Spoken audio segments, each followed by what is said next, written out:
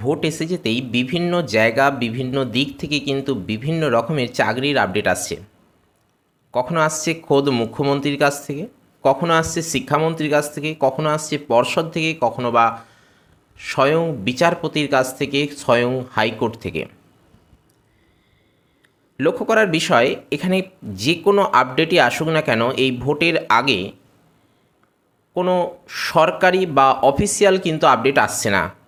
আসছে কেউ জনসভায় দাঁড়িয়ে, কেউ মার্কেটে বসে, কেউ বা এমনি সাংবাদিক বৈঠকে বসে। পার্টিকুলার প্রশাসনিকভাবে বা কোনো রকম অফিসিয়ালভাবে কিন্তু কোনো রকম আপডেট আসছে না। তবে যে কোনো আপডেটই আসুক না কেন, সেগুলো আমরা গ্রহণ করার চেষ্টা করব।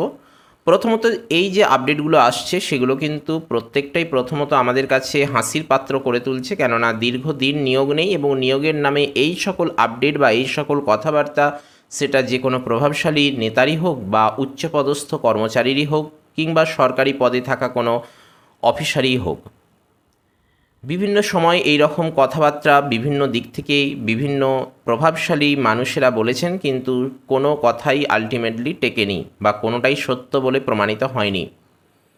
তবুও যে সকল আপডেট আসছে সেগুলো আপনাদের সামনে উপস্থাপন করব, কেননা আমাদেরকে এগুলো প্রত্যেকটাই কিন্তু জেনে রাখতে হবে, কেননা এর মধ্যে থেকেই যে কোনো না যে কোনো আপডেট কিন্তু আমাদের সামনে এসে যাবে এবং সেটাই কিন্তু সত্য বলে প্রমাণিত হবে এবং সেইভাবে এগিয়ে যাবে এবং এর মধ্যেও কিছু লজিক আছে। আমরা টাইটেলেই দেখুন উল্লেখ করেছি যে ভোটের আগে চাকরি নিয়ে কিছু চমকপ্রদ কথা।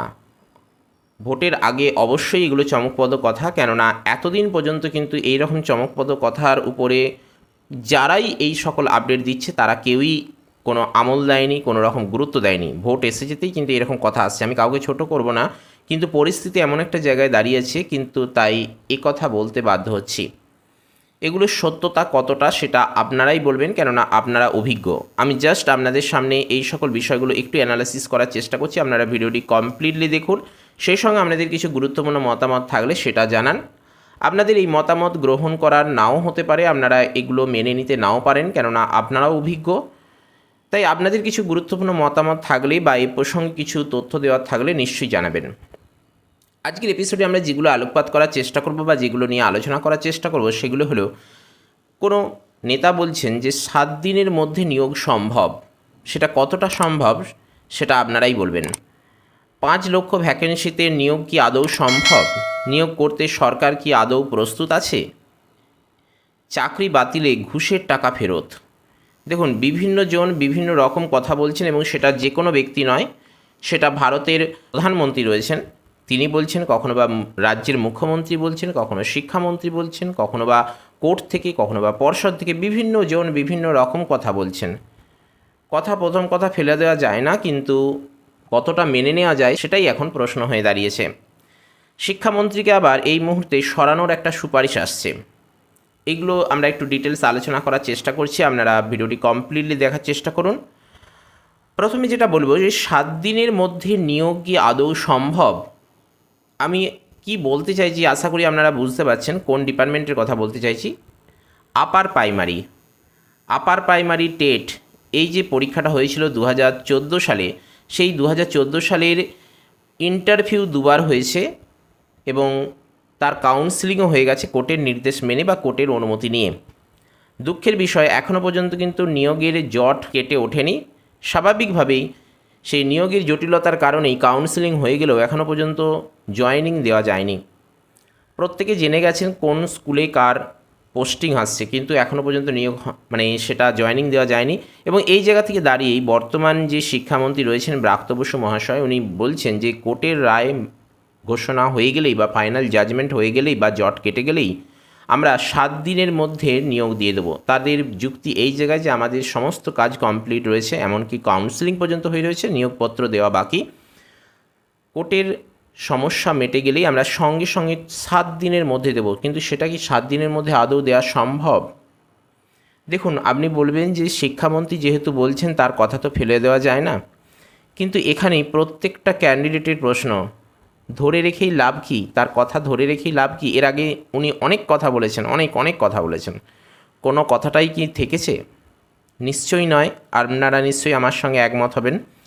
তাহলে 7 দিনের মধ্যে নিয়োগ করা সম্ভব, এই ব্যাপারেও অনেকে বলবেন যে সব কিছু কাজ তো হয়ে গেছে, এমনকি কাউন্সেলিং হয়ে গেছে, তাহলে ডাইরেক্ট শুধু তাদেরকে জয়েনিংটা দিয়ে দেওয়া, সেটা কি 7 দিনের মধ্যে সম্ভব নয়? সত্যিই সম্ভব নয়, কেননা অনেক প্রসিডিওর রয়েছে। আপনারা একটু চিন্তা ভাবনা করে দেখুন কি কথাটা আমি বলছি। অনেক প্রসিডিওর রয়েছে, যতই কাউন্সেলিং হয়ে যাক না কেন, কাউন্সেলিং হয়ে গেছে মানে এই নয় যে রাতারাতি সঙ্গে সঙ্গে বলবে আপনারা এই স্কুলে চলে যান, সেটা নিশ্চয়ই নয়। তার মধ্যে অনেক কাজ আছে, সেই কাজগুলো করা কিন্তু 7 দিনের মধ্যে সম্ভব নয়। এখন শিক্ষামন্ত্রী বলছেন যে 7 দিনের মধ্যে আমরা নিয়োগ দিয়ে দেবো। কখন বলছেন? ঠিক ভোটের আগের মুহূর্তে বলছেন। এটা কি বলুন তো? আপার প্রাইমারি যে সকল বঞ্চিত ক্যান্ডিডেটরা রয়েছেন, যারা এখনও পর্যন্ত নিয়োগ পাচ্ছেন না, তাদেরকে একটু উৎসাহ দেওয়ার জন্য, তাদেরকে একটু উত্তেজিত করে দেওয়ার জন্য কি হলো, তারা ভোট দিয়ে দিল, বা এইরকম একটা কিছু চিন্তাভাবনা বা ভোটকে লক্ষ্য রেখে এই সকল কথাবার্তা।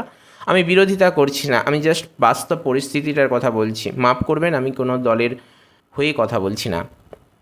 তো 7 দিনের মধ্যে নিয়োগটা কি আদৌ সম্ভব, সেটা আপনারাই বুঝতে পারছেন এবং আপনারাই নিজেরা ভেবে দেখুন।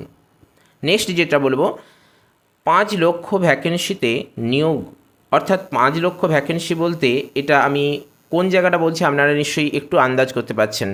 সম্প্রতি মুখ্যমন্ত্রী মমতা বন্দ্যোপাধ্যায় আরামবাগ থেকে ঘোষণা করেছেন একটি জনসমাবেশে যে আমাদের 5 লক্ষ ভ্যাকেন্সি রেডি আছে, কিন্তু বিরোধী দল বা অন্য কোনো কারণেই হোক বা যে কোনো জটিলতার কারণেই হোক আমরা নিয়োগ করতে পারছি না।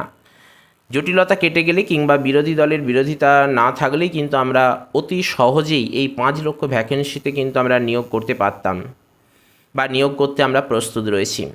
এবার আপনারা নিজেরাই ভেবে দেখুন যে 5 লক্ষ যদি নিয়োগ করার কথা উনি বলেন, ওনার কথা তো ফেলে দেওয়া যায় না। খোদ মুখ্যমন্ত্রী বলছেন, সিএম বলছেন, চিফ মিনিস্টার বলছেন, তাহলে আমরা মেনে নিলাম। কিন্তু একটা প্রশ্ন আমাদের মধ্যে থেকেই যাচ্ছে, এই 5 লক্ষ ভ্যাকেন্সি যদি সত্যি নিয়োগ করা হয়, তাহলে কিন্তু ওয়েস্ট বেঙ্গলে প্রতিটা ছেলেই, বলতে পারা যায় প্রতিটা ছেলেমেয়েই যারা পরীক্ষার জন্য বা নিয়োগের জন্য অধীর আগ্রহে অপেক্ষা করছেন, তাদের কিন্তু প্রত্যেকেরই চাকরি হয়ে যাওয়ার কথা।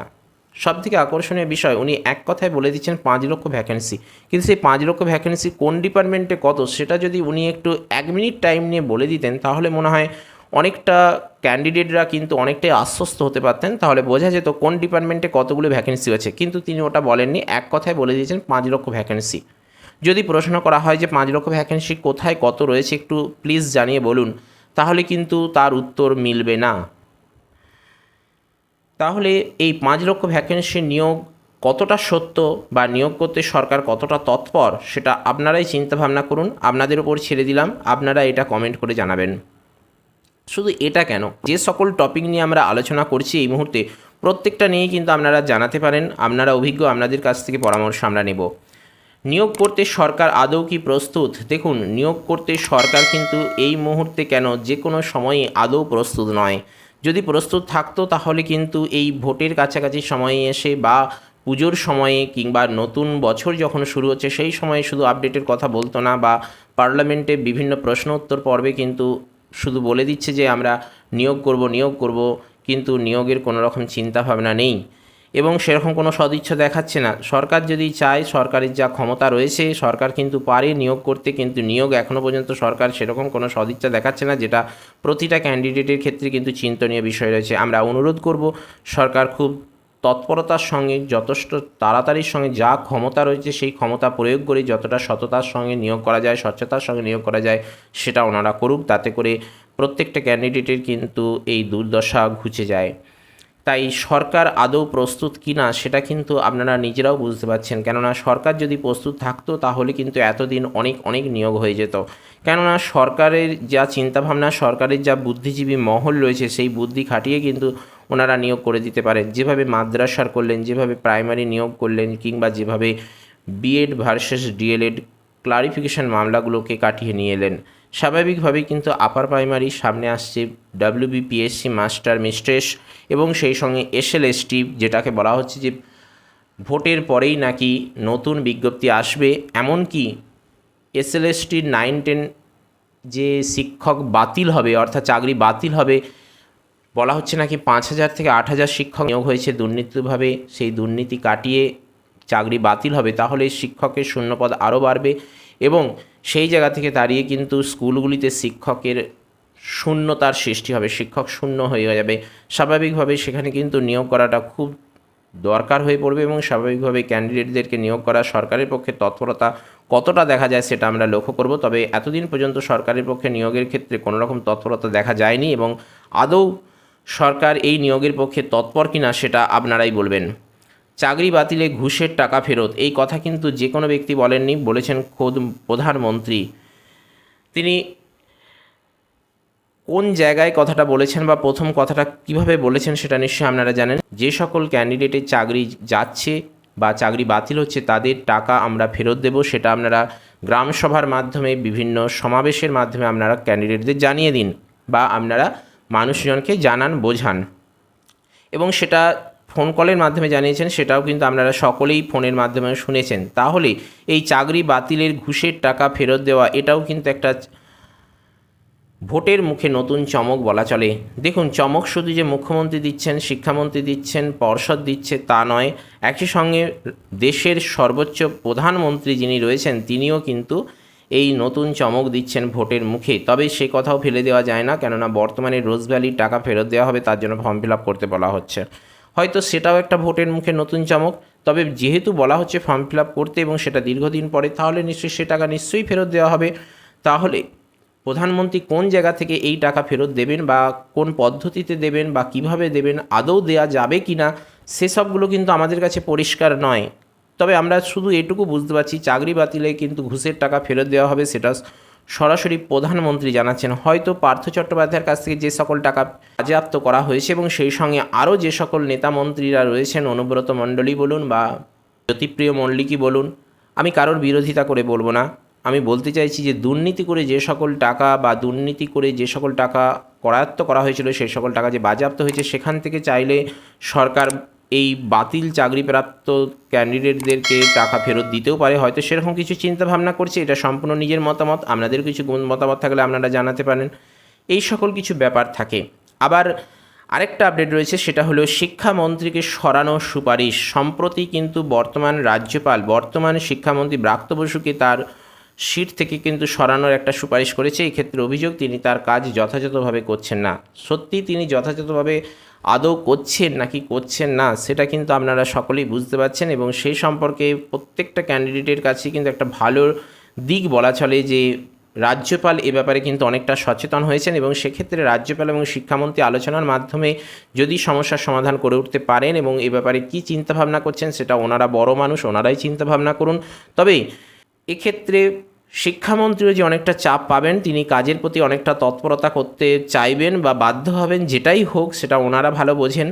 তো সেক্ষেত্রে আমি বলবো যে এটা কিন্তু আমাদের প্রত্যেকটা ক্যান্ডিডেটের ক্ষেত্রে একটা ভালো দিক, কেননা রাজ্যপালও কিন্তু এই নিয়োগের ব্যাপারে, বিশেষত শিক্ষক নিয়োগের ব্যাপারে কিন্তু বিশেষ তৎপর হয়েছেন, যে কারণেই কিন্তু শিক্ষামন্ত্রীকে কাজের প্রতি আরও মনোযোগী করে তোলার জন্য হয়তো সেটা তিনি এই সরানোর সুপারিশ করেছেন। তবে সেটা রাজ্য মন্ত্রিসভায় সেটা কতটা পাস হবে, কতটা সংখ্যাগরিষ্ঠতা পাবে, তার উপর তো ডিপেন্ড করছে। রাজ্যপাল বললেই তো সম্পূর্ণটা হবে না, তো সেখানেই হয়তো বিষয়টা লক্ষ্য করা যাবে। তবে যদি সরানো যায় সেটাও ভালো, যদি না সরানো হয় তাহলেও ব্রাত্য বসু মহাশয় হয়তো নিজের কাজের প্রতি অনেকটা সচেতন হয়ে উঠবেন, আরও তৎপর হয়ে উঠবেন তার কাজের প্রতি, এবং সেই তৎপরতা যতটা বৃদ্ধি পাবে ততটাই কিন্তু ক্যান্ডিডেটদের ক্ষেত্রে সুফল হবে বা ভালো হবে বলা চলে।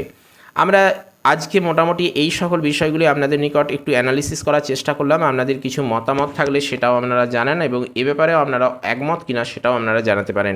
মেন কথা, 7 দিনের মধ্যে নিয়োগ কিন্তু আদৌ সম্ভব নয়। 5 লক্ষ ভ্যাকেন্সিতে নিয়োগ করা কতটা সত্য সেটা জানা নেই, কেননা তিনি অর্থাৎ মুখ্যমন্ত্রী কিন্তু কোন ডিপার্টমেন্টে কতগুলি ভ্যাকেন্সি আছে সেটা কিন্তু তিনি ওই সময় চাইলেই বলে দিতে পারতেন। আদৌ সেটা সত্য কিনা সেটাও আমাদের কাছে প্রশ্ন হয়ে দাঁড়ায়। নিয়োগ করতে সরকার আদৌ প্রস্তুত কিনা সেটা আপনারাও জানেন, আমরাও জানি, সকলেই কিন্তু পরিষ্কার বুঝতে পারছেন। চাকরি বাতিলদের ঘুষের টাকা ফেরত দেওয়া হবে কিভাবে, সেটা আমাদের প্রশ্ন, আপনাদের প্রশ্ন। তবু একটা ধারণা করে নিতে হবে বা ধারণা করছি বা চিন্তাভাবনা করা হচ্ছে, সেটাই আপনাদের সামনে তুলে ধরার চেষ্টা করলাম। শিক্ষামন্ত্রীকে সরানোর একটা সুপারিশ আসছে, তবে সেটা কতটা ফলদায়ী হবে, তবে যেটাই হোক সরানো হলেও ভালো, না হলেও ভালো। যদি সরানো হয় তাহলে নতুন যে মন্ত্রী আসছেন তিনি কাজের প্রতি সচেতন হবে, আর যদি না সরানো হয় তাহলেও যিনি রয়েছেন তিনিও কাজের প্রতি বিশেষভাবে আকর্ষণীয় হবেন। মোট কথা এই যে সরানোর সুপারিশ আনা হয়েছে রাজ্যপালের পক্ষ থেকে, সেটা কিন্তু একটা খুব ভালো দিক। প্রত্যেকেই কিন্তু কাজের প্রতি উৎসাহ পাবে, শুধু শিক্ষামন্ত্রী কেন, অন্যান্য মন্ত্রীরাও কাজের প্রতি উৎসাহ পাবে এবং আকর্ষণ বোধ করবে, চাপ পাবে। এই সমস্ত দিক কিন্তু বলতে গেলে এইগুলোই ভোটের মুখে একটা নতুন চমক, সেটা ক্যান্ডিডেটদের ওপরেই বিশেষ করে বলা চলে এবং ক্যান্ডিডেট, বিশেষত বিএড করা ক্যান্ডিডেটদের কাছে এই চমকগুলো কতটা ফলদায়ী, কতটা তাদেরকে ভাবিয়ে তুলছে, সেগুলোই আজকের এপিসোডে আমরা নিয়ে আসার চেষ্টা করলাম। আপনারা কিছু গুরুত্বপূর্ণ মতামত থাকলে সেগুলো অবশ্যই জানান। ভিডিওটি ভালো লাগলে অবশ্যই একটি লাইক করুন, প্রয়োজনীয়দের সাথে ইনফরমেটিভ মনে হলে শেয়ার করুন এবং চ্যানেলে নতুন এসে থাকলে কিংবা পুরনো ক্যান্ডিডেট এখনও পর্যন্ত সাবস্ক্রাইব করে না থাকলে অবশ্যই সাবস্ক্রাইব করে অল নোটিফিকেশানটি অন করুন, কেননা আপনাদের উৎসাহই আমাদের এগিয়ে চলার একমাত্র পাথেয়। তো চলুন আজ আপাতত এই পর্যন্তই। নমো টুডে, দেখা হচ্ছে পরের এপিসোডে। জয় হিন্দ, বন্দে মাতরম।